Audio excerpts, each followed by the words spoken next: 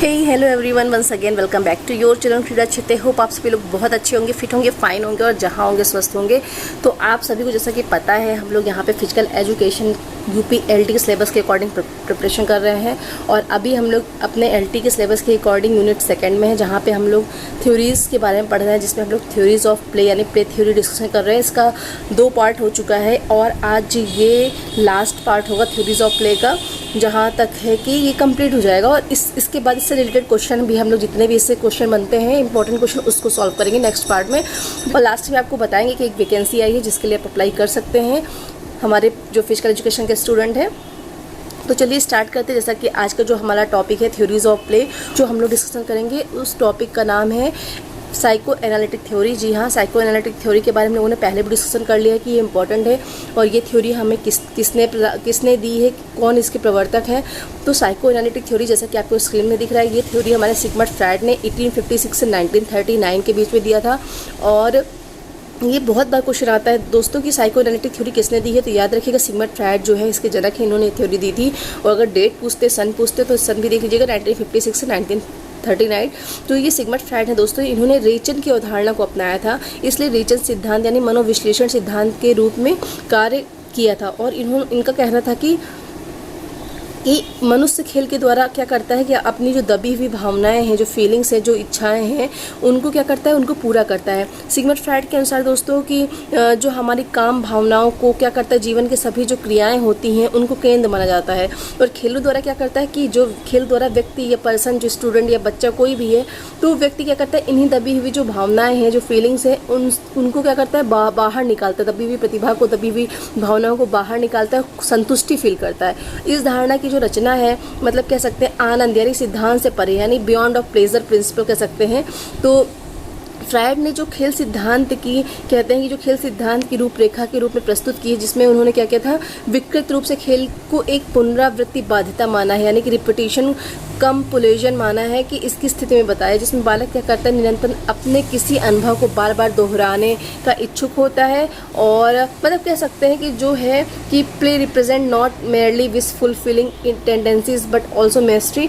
तो कुल मिला के इसमें कह सकते हैं कि ये थ्योरी किसने दी है, इंपॉर्टेंट है, सिगमंड फ्रायड ने दी है। कब दी है, 1856 से 1939 में दी है। और अगर पूछता है कि जो है कि इसके अंदर क्या होता है, मतलब क्या है, तो सिगमंड फ्रायड कहना था कि कोई भी जो मनुष्य है, जो व्यक्ति है, वो क्या करता है, खेल द्वारा जो उसकी दबी हुई भावनाएं हैं, जो इच्छाएं हैं, उनको पूरा करता है। सिगमंड फ्रायड जैसे कि जाते हैं साइको एनालिटिक थ्योरी के जनक कहा जाता है। पॉइंट है, अगला जो पॉइंट है दोस्तों, वो सोशल थ्योरी है। जी हाँ, सोशल थ्योरी जैसे कि आप देख रहे हैं अरिस्टोटल ने दी है। इंपॉर्टेंट सिर्फ इतना है कि किसने कौन सी थ्योरी दी है, बस इससे आगे नहीं पूछता है। तो ये जरूर याद रखिएगा, सोशल थ्योरी किसने दी है। और याद करने का जैसा कि अभी तक मैंने ट्रिक बताया था कैसे याद करना है, वैसे साइको एनालिटिक थ्योरी का याद रखिएगा। साइको एनालिटिक थ्योरी किसने दी है, सिगमंड, साइको एस, जैसे कि भले ही पी साइलेंट है बट साइको सा आ रहा है ना, वैसे सिगमंड याद रखिए कि साइको को सिगमंड ने दिया है, ठीक है। सिगमंड फ्रायड ने साइको एनालिटिक थ्योरी दिया है। अब हमारा सामाजिक धारणा, सोशल थ्योरी किसने दी है, अरिस्टोटल ने। तो इसको SA करके याद कर सकते हैं आप, या AS करके याद कर सकते हैं, जिसमें आपको सुटेबल जो आपको सही लगे तो उस टाइप से याद कर लेना। बात करते हैं हमारी जो सामाजिक धारणा है, सोशल थ्योरी है। तो ये जो धारणा है, ये जो थ्योरी है, इसको किसने दिया है, this theory is given by Aristotle यानी अरस्तु ने दिया है।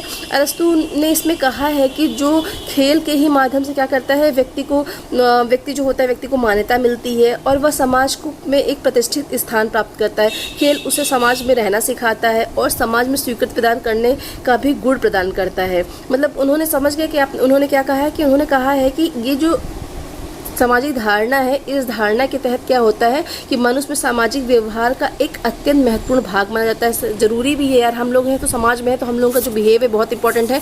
तो सामाजिक जो व्यवहार है वह अत्यंत महत्वपूर्ण भाग माना जाता है। और इस धारणा के अनुसार मनुष्य क्या करता है, इस धारणा के अनुसार जो खेल मनुष्य का क्या होता है, समाजीकरण करता है। कौन करता है, खेल करता है। तो खेल के ही माध्यम से क्या होता है कि व्यक्ति को मान्यता मिलती है और वह समाज में प्रतिष्ठित स्थान प्राप्त करता है। खेल उसे समाज में रहना सिखाता है और समाज से स्वीकृति प्रदान करने का भी गुण प्रदान करता है। तो ये उन्होंने कहा है। तो याद रखिएगा, सोशल थ्योरी हमारे एरिस्टोटल ने दी है और साइको एनालिटिक थ्योरी हमारे सिगमंड फ्रायड ने दी है। इससे पहले हम लोगों ने कैथार्टिक थ्योरी की बात की थी। तो कैथार्टिक थ्योरी भी हम लोगों ने कैसे याद किया था, कैथार्टिक थ्योरी को हमारे किसने दिया था, CA करके याद किया था, यानी कि चार्टर्ड अकाउंटेंट बोला था। तो कैथार्टिक थ्योरी को हमारे किसने दिया था, चार्टर्ड अकाउंटेंट, A फॉर हमारे अरस्तु ने दिया था, याद रखिएगा। अरस्तु ने सोशल थ्योरी भी दी है और कैथार्टिक थ्योरी भी दी है। उससे पहले हम लोगों ने फिर जो हमारी थ्योरी थी पुनः अवलोकन यानी रिकैपुलेटरी थ्योरी जो थी उसको जी स्टैनले हॉल ने दिया था। इसमें हम लोगों ने री स्टेंजा करके याद किया था। नेक्स्ट जो हमारी है रिक्रिएशनल थ्योरी, इसको लेजार्स ने दिया था और गेम्स ने दिया था, जिसमें हमने कहा था लॉर्ड कृष्णा करके याद कर लेना। और सरप्लस एनर्जी थ्योरी हमारी किसने दिया था, सॉरी एंटीसिपेटरी थ्योरी हमारे किसने दिया था, एंटीसिपेटरी हमारी कार्ल ग्रूज ने दिया था।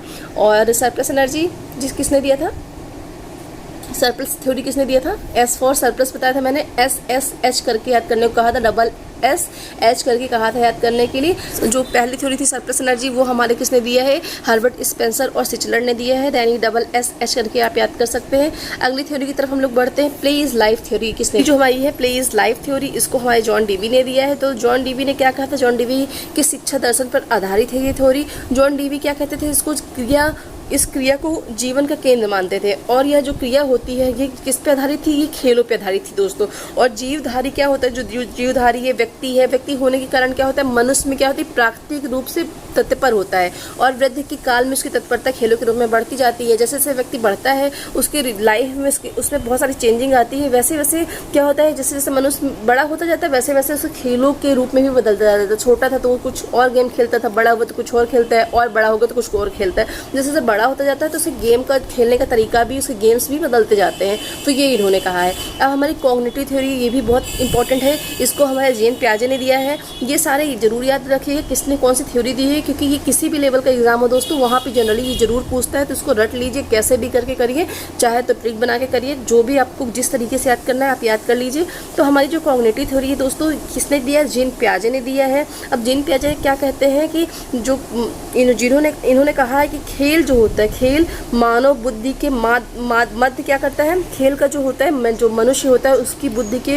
बीच क्या होता है, बहुत ही गहरा संबंध होता है। जेन पियाजे का मानना था कि खेल का आरंभ क्या होता है, मनुष्य की जो संवेदी और गामक जो मोटर डेवलपमेंट है उसकी जो एक्टिविटी है वहाँ से होता है।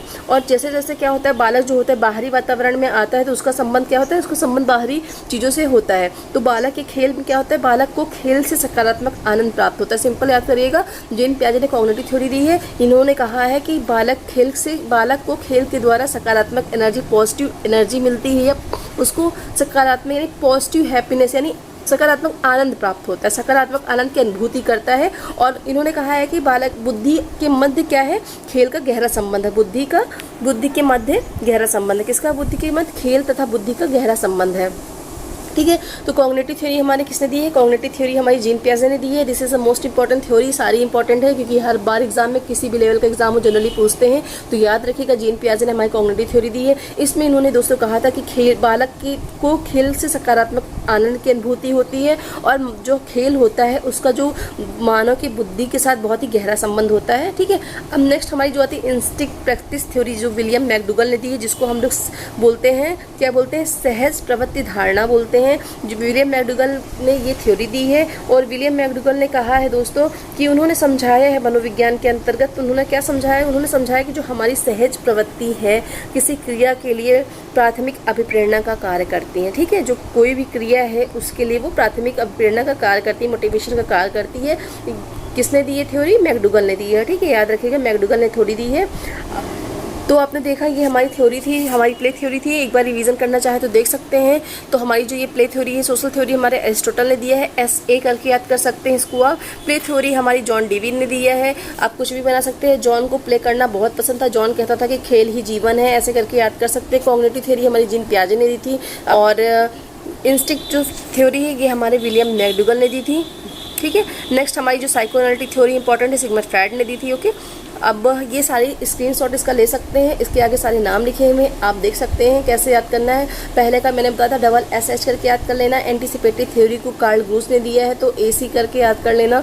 और जो थर्ड हमारी जी स्टैनले हॉल, तो इसको री स्टेंजा कर लेना। रिक्रिएशन को लॉर्ड कृष्णा ने दिया था और साथ में उनके GTW पैट्रिक थे, तो याद कर लेना। कैथार्टिक अरिस्टोटल ने दिया, साइकोएनालिटिक थ्योरी सिगमंड फ्रायड ने दिया, इंस्टिंक्ट थ्योरी मैकडूगल ने दिया। इतनी थी, पर इसमें मैंने कुछ ऐड किया जो इंपॉर्टेंट है। सोशल थ्योरी जैसे कि ये ऐड किया है, सोशल थ्योरी भी अरिस्टोटल ने दिया है, कॉग्निटिव थ्योरी जेन पियाजे ने दिया, play is life theory John Dewey ने दिया। ये सारे एग्जाम में पूछे गए हैं दोस्तों। तो आप अब नेक्स्ट जो हमारा वीडियो आएगा वो आएगा लर्निंग थ्योरी से। तो जैसा क्या तो दोस्तों नेक्स्ट वीडियो में हम लोग लर्निंग थ्योरी करेंगे।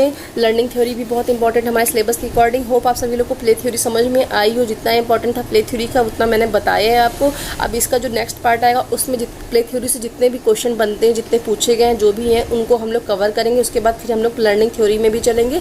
और जो मैंने आपको बताया कि कौन सी वैकेंसी है, इस वैकेंसी के बारे में चर्चा कर लेते हैं। तो ये वैकेंसी हमारे राजस्थान में आई है, जो कि 5126 पदों पर भर्ती निकली हुई है। तो बिल्कुल भी टाइम वेस्ट मत करिए, पढ़ाई करने में लग जाइए, क्योंकि आपको अगर नौकरी चाहिए तो पढ़ाई करनी पड़ेगी और मेहनत करेंगे तभी कुछ होगा।